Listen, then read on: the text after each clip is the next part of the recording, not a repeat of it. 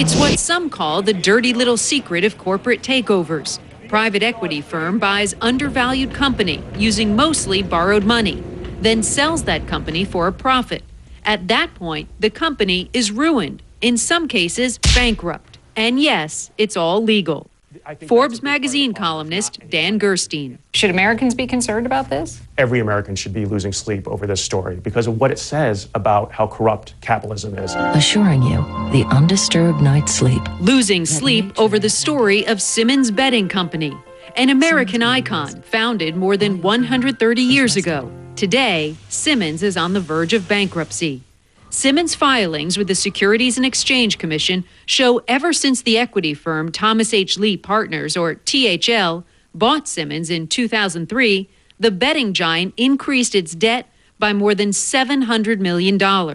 Why? THL issued loans against Simmons, using the company's assets as collateral. Even as Simmons was headed toward bankruptcy, THL pocketed $77 million. How in the world does that happen? We had the same question. We came here to Boston, where Thomas H. Lee Partners is based, for some answers.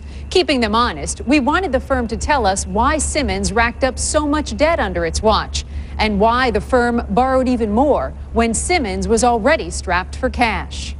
The firm would not give us an interview, but did email us a statement. THL says it added, quote, sustainable and significant value to Simmons, including 4 new manufacturing facilities.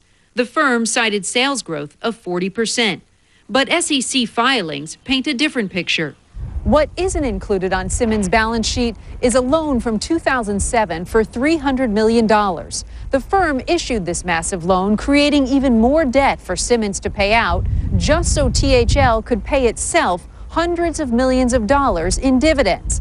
Add that to earlier dividends, and THL recouped all of its investment, plus $77 million in profits. They were bleeding big chunks of that capital out and putting it in their pocket rather than having it go to the company. There isn't accountability, and as a result, they get away with financial murder. In a statement, THL suggests the economy is to blame for Simmons' financial mess, saying, quote, the entire betting industry was hit by an unprecedented, cataclysmic downturn. Don't blame the economy, says Gerstein. It's because they were so loaded up with debt, they didn't have the means to weather the storm. And it's a good, indictment and a cautionary tale for what's wrong with our economy. They were doing something that was pretty common in the industry. Standard, maybe. Risk-free, definitely not.